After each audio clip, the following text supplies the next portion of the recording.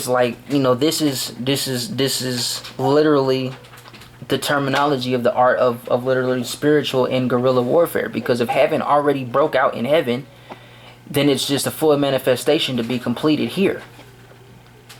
You know, they won't see him as he is first. We will, because he said, preach his gospel to the 12 tribes of Israel, the lost tribes of Israel, right? Because they're blind, they don't know what's going on. We've been fed everything else as history, and this is true history, and this is who we are, blah blah blah blah. So that war is only manifesting to completion. You know, like he spoke the other day, like I know he spoke it to other people, you know, where it's like it will come to pass. I got a picture I painted where he told me, you know, I am the door. You know, and all the doorways that's opened up everywhere around us, you know, this is where the invisible becomes visible to us. It's no longer it's no longer invisible. It's only visible to us because we are born of him. So everything that's invisible we see as if we're looking at somebody else or they're looking at us, even though if they can't see it. We can feel it, we can hear it when the environment shifts, when it changes, the telekinesis, which is another form of communication from the Father to us and from the angels to us, and back and forth. Communicating from the mind, right? Telekinesis and telepathy. You know, I started sitting there thinking like, okay, if they can astral project in the ways that they do, which is wrong, how they would do it, we do the same thing.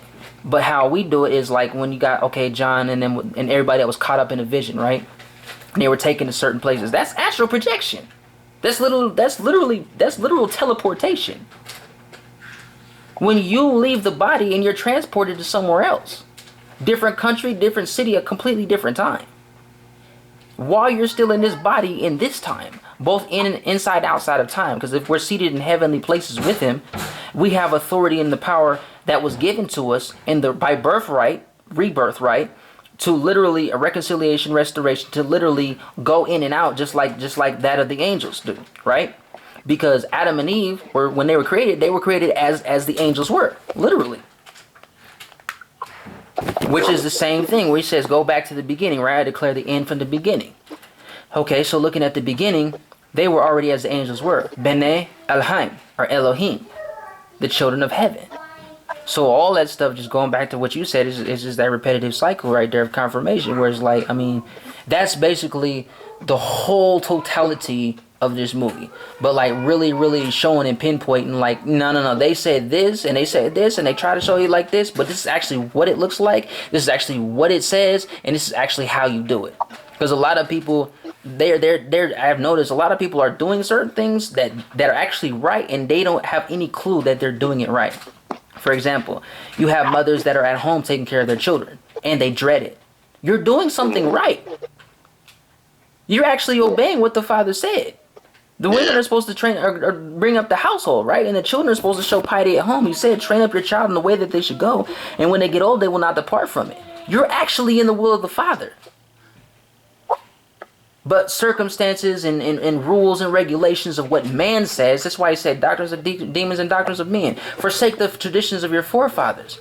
We don't follow, those rules don't count to us. Blotting out the handwriting of ordinances that was against us, which was contrary to us. The law of sin and death is the system that we live in. It's got nothing to do with his law.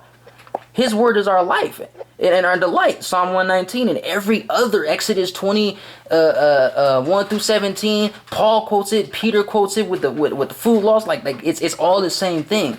But with this law and all the wicked people and all that other stuff and spirits and stuff like that told us that it was wrong, and then gave this theology where it's like, yes, anything goes now. It's okay. Do what thou wilt. That's where it's like, yeah, no, that's not cool. Because I've noticed, and I know you've noticed, there's some people that's actually doing what they're supposed to be doing and have no idea that they're doing what they're supposed to be doing. But because of what a learned behavior and because of false prophets and false prophecies and all these wicked things, influences and crap around us, we get out of it because he said, these things are set as a covenant and a reminder to us, right? A covenant that he has to us, like the Sabbath day, which was sanctified. We're living in the 6,000 year of man. Now, the terminology, okay, 6 days he worked and he labored, and the 7th day he rested, right? In perfection, all right, in complete wholeness. Okay, now you got 1 day is as 1,000 years unto Yah, and 1,000 years as 1 day. He's the same yesterday, today, and forever. So he's never changed, and he's not a respecter of persons. He's not going to change for anyone or anything. It's just not going to happen. Because he's set. His word is set. Thy word is thy law. You know, it's established. You shall decree a thing, and it will be established. It just is. You know, it is finished, like you said. So all this reality qualified and overqualified and requalified and enhanced, enlarged, freaking reestablished and reinforced as we are the reinforcers, also the guardians, also the watchers. All those books was written literally about us. Literally, it's our story, it's our history. It's Adam and Eve said the same thing to their children, to go write it on tablets of clay, tablets of stone. If there was a flood, then boom, you know, don't write it on clay because the clay will wash it off, but write it on tablets of stone because it'll be preserved to that. If it's by fire, you know, when the judgment comes by fire, write it on the tablets of clay because the clay will bake in and it'll be hard, so it'll still be stuck there. When they removed the ancient landmarks of our forefathers and everything, which is all the ancient land sites, when you go over to the Dead Sea and stuff like that, I believe it's the Dead Sea, where it's full of salt and crap like that, where they have it guarded from the fake Israel to the other people on the other end. Do you know that they're guarding that sea so heavily? And one person actually got permitted to go down there to look around because he said that he has a belief that the remnants of Sodom and Gomorrah is under the Dead Sea. And they found some stuff that was under there that was like, oh, okay. And then these people immediately rushed in like, yeah, you can't come in. The dude talks about not even 3 days later, they went and they bombed in that same area before he could even get back to finish his discovery and documenting. So they got these places heavily guarded, you know what I'm saying? Which obviously we know because removing the ancient landmarks, you know. But what was I saying?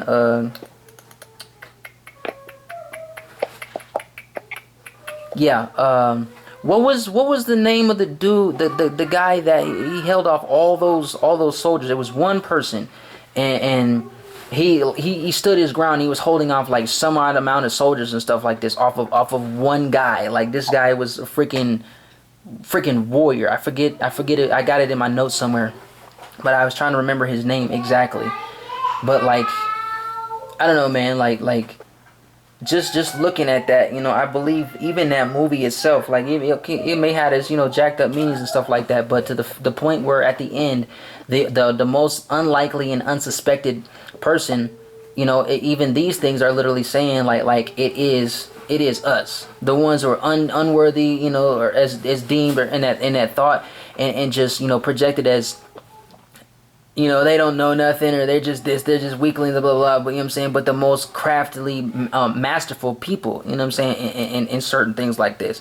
And that's one where, like, I know we talked about becoming a son of Yah is a master at these things, you know, and that's something that was whispered to me, you know, a couple of days ago, you know, you're a master, you know, because, like, I don't know, man, like this stuff is freaking awesome, but it's like literally, when you look at this entire system of everything, it's like studying our enemy, but knowing how to use. It's like karate. You use their own weight against them. You use their own techniques against them to defeat them, because what they don't have a cornerstone, and they don't have a foundation. You can have pillars, but if you don't have cornerstones, you have no walls to keep those pillars steady against whatever torrents, rain, whatever. You know what I'm saying? Just like the parable of the seed and stuff like that. And if you don't have a foundation, a sturdy foundation. Your foundation, your pillars just gonna fall. You got a capstone and some pillars. That's it. You ain't got nothing else. The whole purpose of a square is to close in and to seal in something. It's like a barrier. It keeps it closed in. It's a wholeness. So even like with the three is a triangle. It's a door. Yes, it's a door. Which represents many things on every level. Same thing as how everything's related or connected, but at the same time. Even if you have that triangle, okay, you got the top. If you stretch it out, you know, and make it into 3D or 4D, blah blah blah blah blah, you still got corners that have to be able to seal something. You see what I'm saying? So you can have a capstone or you can have a pyramid, whatever, with energy chamber. I don't care what it is. But if you don't got, if all you have is capstone and pillars, and you have no foundation, you have no cornerstones to support your walls and your pillars, you have no house. A house divided against itself cannot stand. You're divided against the cornerstone, which is part of the house. You're divided against the whole structure of the freaking foundation, which divides you against your own house. And even using the capstone, if he is our shield, he is above us. How can you have a capstone if you don't have the proper covering? It's not even a capstone. That's like putting a tarp on top of 4 poles in what, like 30 mile an hour winds. It's gonna freaking blow away, even with the littlest of wind, and it's gonna shake and tremble horribly because it's not enough. It's not enough to support it and keep it strong, or like a statue to Petros. It's not enough to keep it solid. It's just not gonna happen, you know. But it's like literally the system, like you said, it's not the system that's messed up. It's the mindset it's the builders who built the system. The mindset of the builders that built the system that's messed up.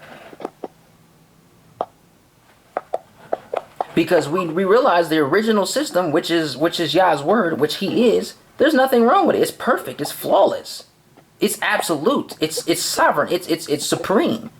It is the highest, the most highest, the beginning and the end of all things, in the midst of everything, round and around, to and fro, angle to angle, so within, so without, as above, so below. In every way that they can possibly think about it, that energy can go in any type of way of magnetism to attract it, let you know what it's attracted to, let you know what it's not attracted to, and it'll push it away. A magnet speaks without even having to use words, just like a mirror speaks.